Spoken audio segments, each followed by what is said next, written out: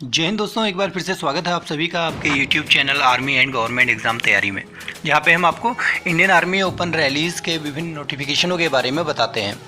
दोस्तों, जहाँ तक इंडियन आर्मी में जितने भी बच्चे जो भी अभ्यर्थी अप्लाई करते हैं वह अपने फिज़िकल पर तो बहुत ध्यान देते हैं, किंतु वह अपने जो उनका रिटर्न एग्ज़ाम होता है उस पर उतना ध्यान नहीं दे पाते हैं, जिस कारण से बहुत अच्छा फिजिकल देने के बाद भी उनका जो रिटर्न एग्ज़ाम है वो क्वालिफाई नहीं हो पाता, जिस कारण से उनका सिलेक्शन नहीं हो पाता है। तो दोस्तों, अब हम आपके लिए लेके आए हैं कुछ ऐसे वीडियोस जिसमें हम आपको इंडियन आर्मी के जो जीडी के सैम्पल पेपर्स के बारे में तथा उसमें आने वाले महत्वपूर्ण प्रश्नों के विषय में बताएंगे। दोस्तों, आज का सेशन बहुत ही खास होने वाला है, क्योंकि आज मैं आपको बताऊंगा इंडियन आर्मी ओपन रैलीज़ में आने वाले महत्वपूर्ण प्रश्न। तो वीडियो में अंत तक बने रहें ताकि आपके वो सभी क्वेश्चंस क्लियर हो जाएं, और साथ ही साथ यदि आप मेरे चैनल पर नए हैं तो इसे सब्सक्राइब कर लें और बेल आइकन को दबा लें, जिससे कि मेरी लेटेस्ट वीडियोस के अपडेट आपको जल्द से जल्द प्राप्त हो जाए। तो देर न करते हुए बच्चों, शुरू करते हैं हमारा आज का वीडियो। तो सबसे पहले बात कर लेते हैं क्वेश्चन नंबर 1 जो हमारा निकल के आ रहा है।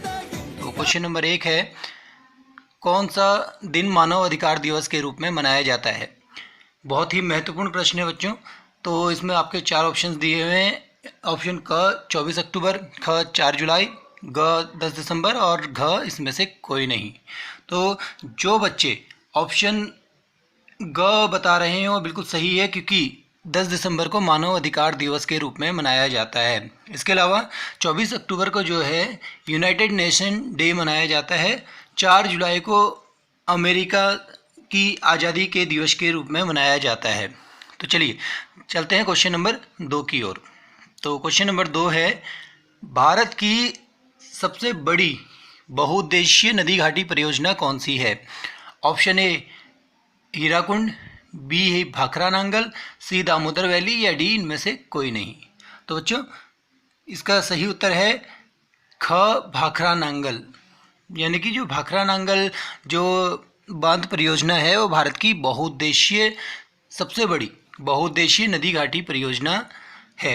इसके अलावा जो हीराकुंड बांध है ये उड़ीसा में स्थित है और महानदी पर बना हुआ है। और जो दामोदर वैली जो नदी घाटी परियोजना है वह क्या है?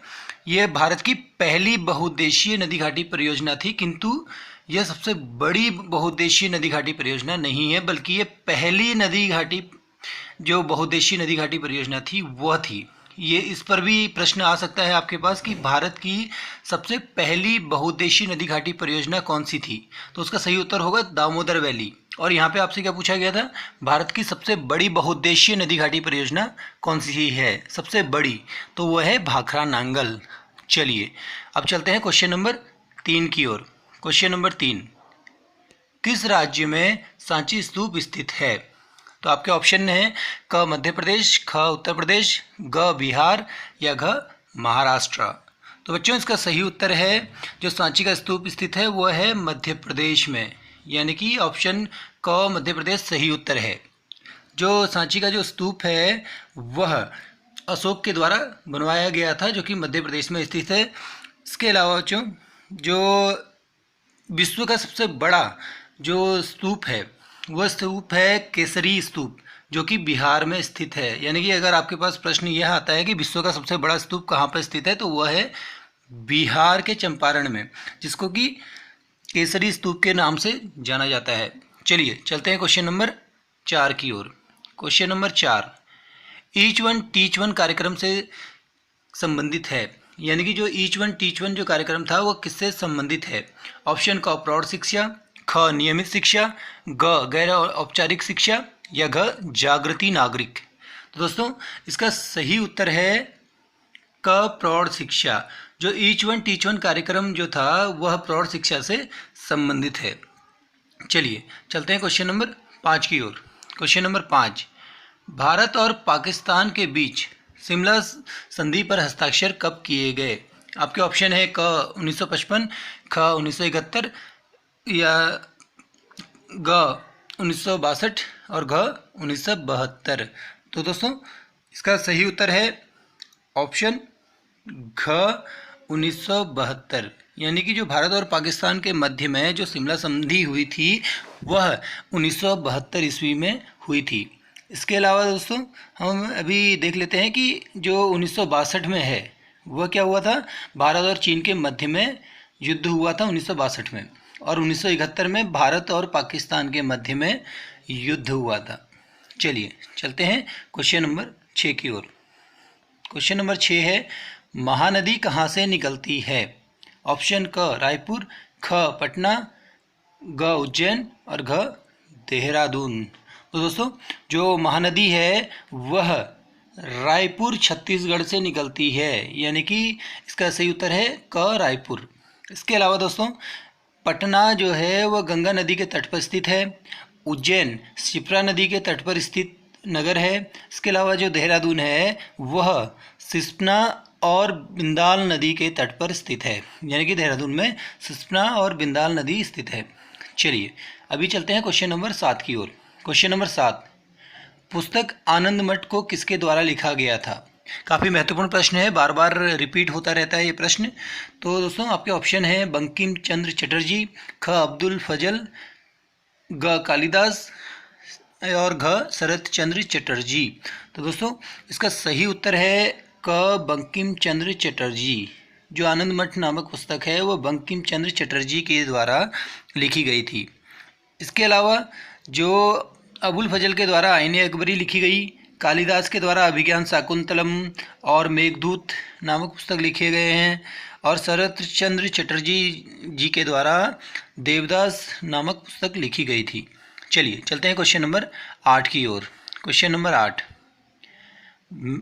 मेघदूत के लेखक कौन हैं? ये भी काफ़ी महत्वपूर्ण प्रश्न है, काफ़ी बार आता है इंडियन आर्मी के जो रिटन एग्ज़ाम में। तो आपके ऑप्शन है क कालिदास, ख तुलसीदास, ग कौटिल्य या घ वेदव्यास। तो दोस्तों जो भी बच्चे क कालिदास बोल रहे हैं वो बिल्कुल सही है, क्योंकि मेघदूत की जो रचना की थी वो कालिदास जी के द्वारा की गई थी। इसके अलावा कौटिल्य ने अर्थशास्त्र लिखा है, तुलसीदास ने रामायण और वेदव्यास ने महाभारत की रचना की थी। चलिए दोस्तों चलते हैं क्वेश्चन नंबर 9 की ओर। क्वेश्चन नंबर 9, सौरमंडल का सबसे बड़ा ग्रह कौन सा है? आपके ऑप्शन है क बृहस्पति, ख बुध, ग वीनस यानी कि शुक्र या घ इनमें से कोई नहीं। तो जो सौरमंडल का सबसे बड़ा ग्रह है दोस्तों वो है बृहस्पति, यानी कि ऑप्शन का बृहस्पति बिल्कुल सही उत्तर है। इसके अलावा बुध जो है वह सौरमंडल का छोटा और सूर्य के सबसे निकट ग्रह है, और इसके अलावा वीनस जो है वह सूर्य से दूसरे नंबर का ग्रह होता है। वीनस यानी कि शुक्र जो कि सूर्य से दूसरे नंबर का ग्रह है। चलिए चलते हैं क्वेश्चन नंबर 10 की ओर। क्वेश्चन नंबर 10, निम्न में से कौन सी हमारी संसद का हिस्सा नहीं है? देखिए दोस्तों क्वेश्चन को गौर से पढ़िएगा। निम्न में से कौन सी हमारी संसद का हिस्सा नहीं है? क राज्यसभा, ख लोकसभा, ग मुख्य न्यायाधीश या घ इनमें से कोई नहीं। तो दोस्तों सबसे पहले इसका उत्तर मैं आपको बता देता हूँ। इसका सही उत्तर है ग मुख्य न्यायाधीश। मुख्य न्यायाधीश जो है वह संसद का हिस्सा नहीं है, क्योंकि जो संसद किस किस से मिलकर बनती है? राज्यसभा, लोकसभा और इसके अलावा राष्ट्रपति से मिलकर संसद का निर्माण किया जाता है। यानी कि राज्यसभा, लोकसभा और राष्ट्रपति तीनों मिलकर ही संसद का निर्माण करते हैं, इसके अलावा कोई भी संसद का हिस्सा नहीं है। इसलिए यहाँ पे मुख्य न्यायाधीश सही उत्तर है। चलिए चलते हैं क्वेश्चन नंबर 11 की ओर। क्वेश्चन नंबर 11, अशोक ने अंतिम लड़ाई कहाँ लड़ी थी? Option A Malaya, B Kalinga, C Cochin या डी इनमें से कोई नहीं। तो दोस्तों अशोक ने जो अंतिम लड़ाई लड़ी थी वह कलिंग में लड़ी थी। इस युद्ध में बहुत ज़्यादा खून खराबा या जन हानि देखकर अशोक का जो मन था वो व्याकुल हो गया था। उसके पश्चात उसने युद्ध ना करने का निर्णय लिया तथा बौद्ध धर्म को भी उसने अपनाया था। कलिंग के युद्ध के बाद उसने कोई भी लड़ाई नहीं लड़ी, यानी कि ऑप्शन ख कलिंग बिल्कुल सही उत्तर है। चलिए अभी चलते हैं क्वेश्चन नंबर 12 की ओर। क्वेश्चन नंबर 12 की ओर। क्वेश्चन नंबर 12, गौतम बुद्ध कब पैदा हुए थे? यानी कि गौतम बुद्ध का जन्म कब हुआ था? ऑप्शन ए 563 ईसा पूर्व, बी 483 ईसा पूर्व, सी 627 ईसा पूर्व या डी इनमें से कोई नहीं। तो दोस्तों जो गौतम बुद्ध का जो जन्म हुआ था वह 563 ईसा पूर्व में लुम्बिनी में हुआ था, यानी ऑप्शन क बिल्कुल सही उत्तर है। इसके अलावा दोस्तों जो गौतम बुद्ध की मृत्यु हुई थी वह 483 ईसा पूर्व में हुई थी। चलिए चलते हैं क्वेश्चन नंबर 13 की ओर। क्वेश्चन नंबर 13, एक स्वस्थ आदमी के दिल की धड़कन की दर क्या है? ऑप्शन ए 50 बार, यानी कि 1 मिनट में 50 बार। ऑप्शन बी 1 मिनट में 72 बार। ऑप्शन सी 1 मिनट में 108 बार, या डी इनमें से कोई नहीं। तो दोस्तों एक स्वस्थ आदमी की जो दिल की धड़कन होती है वह 1 मिनट में 72 बार होती है, यानी कि ऑप्शन बी 72 बार बिल्कुल सही उत्तर है। चलिए चलते हैं क्वेश्चन नंबर 14 की ओर। क्वेश्चन नंबर 14, मस्तिष्क किसके लिए जिम्मेदार होता है? क आपकी सोच के लिए, ख आपके शारीरिक संतुलन के लिए, ग दोनों यानी कि क और ख दोनों के लिए, या घ केवल एक के लिए। तो दोस्तों जो आपका मस्तिष्क है वो आपकी सोच और शारीरिक संतुलन दोनों को बनाए रखने के लिए जिम्मेदार होता है, यानी कि मस्तिष्क के द्वारा आपके अंदर सोचने की क्षमता भी होती है और हमारे शरीर का जो संतुलन होता है, जो बैलेंस होता है, उसको भी बनाए रखने के लिए मस्तिष्क जिम्मेदार होता है, यानी कि ऑप्शन ग दोनों क और ख सही है। चलिए चलते हैं क्वेश्चन नंबर 15 की ओर। क्वेश्चन नंबर 15, रक्त किससे शुद्ध होता है? क फेफड़ा, ख हृदय, ग गुर्दा, या घ उपयुक्त सभी। तो दोस्तों जो रक्त है वह फेफड़े, हृदय और गुर्दे तीनों से शुद्ध होता है, यानी कि ऑप्शन घ उपयुक्त सभी बिल्कुल सही उत्तर है। तो जो रक्त है वह इन तीनों में शुद्ध होता है। चलिए चलते हैं क्वेश्चन नंबर 16 की ओर। क्वेश्चन नंबर 16, तापमान दिखाने के लिए थर्मामीटर में प्रयोग किया जाता है। तो दोस्तों तापमान दिखाने के लिए थर्मामीटर में प्रयोग किया जाता है। ऑप्शन क है लीड, ख पारा, ग चांदी, या घ इनमें से कोई नहीं। तो दोस्तों आपने देखा होगा थर्मामीटर में जो तापमान दिखाने के लिए एक छोटी सी डॉट टाइप का उसमें रहता है, वह जो होता है वो होता है पारा, यानी कि जो थर्मामीटर में तापमान दिखाने के लिए प्रयोग किया जाता है वह पारा होता है, यानी ऑप्शन ख पारा सही उत्तर है। चलिए चलते हैं क्वेश्चन नंबर 17 की ओर। क्वेश्चन नंबर 17, किन जानवरों का जो ग्रुप ब्लड ग्रुप जो होता है कोल्ड ब्लडेड होता है? क क्रो, केचुआ और मेढक, ख मेढक, क्रो और व्हेल, या ग पेंगुइन, समंदर और बंदर, या घ रोहू, मेढक और कोबरा। तो दोस्तों कुछ ऐसे जानवर होते हैं जिनका जो ग्रुप होता है वो कोल्ड ब्लडेड होता है, तो इसमें से ऑप्शन घ जो है रोहू, मेंढक और कोबरा वह बिल्कुल सही उत्तर है, क्योंकि इनका जो ग्रुप होता है वो कोल्ड ब्लडेड होता है। चलिए चलते हैं क्वेश्चन नंबर 18 की ओर। क्वेश्चन नंबर 18, सूर्य ग्रहण कब होता है?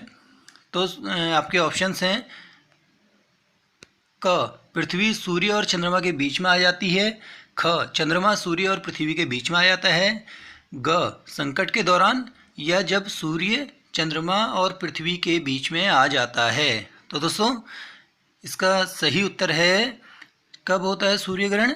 जब चंद्रमा सूर्य और पृथ्वी के बीच में आ जाता है, यानी कि ऑप्शन ख जो है वह बिल्कुल सही उत्तर है। सूर्य ग्रहण तब होता है जब चंद्रमा सूर्य और पृथ्वी के बीच में आ जाता है। इसके अलावा यदि सूर्य पृथ्वी और चंद्रमा के बीच में आ जाता है तो उसको चंद्र ग्रहण कहा जाता है। चलिए चलते हैं क्वेश्चन नंबर 19 की ओर। क्वेश्चन नंबर 19, बिजली का सबसे अच्छा कंडक्टर कौन सा होता है? आपके ऑप्शन है क ग्लास, ख कागज, ग कॉपर, या घ इनमें से कोई नहीं। तो दोस्तों क्वेश्चन को थोड़ा ठीक से पढ़ लीजिए। बिजली का सबसे अच्छा कंडक्टर यानी कि वह कौन सी चीज़ है जिसमें बिजली सबसे अच्छी तरीके से प्रवाहित होती है?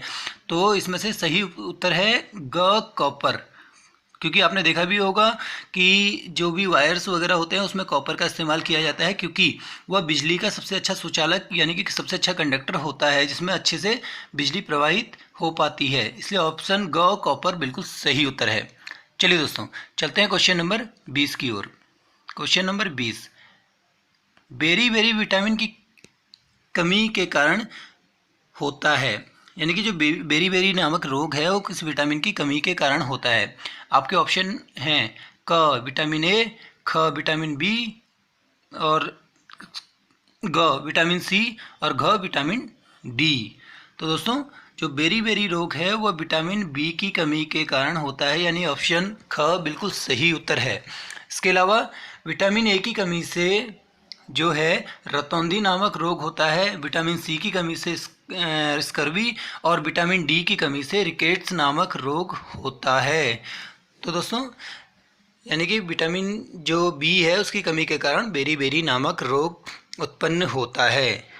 तो दोस्तों इसी के साथ हमारा आज का वीडियो यहीं समाप्त होता है। यदि आपको वीडियो अच्छा लगा तो इसे लाइक करो, शेयर करो और हमारे channel army and government exam तैयारी को सब्सक्राइब करना ना भूलें।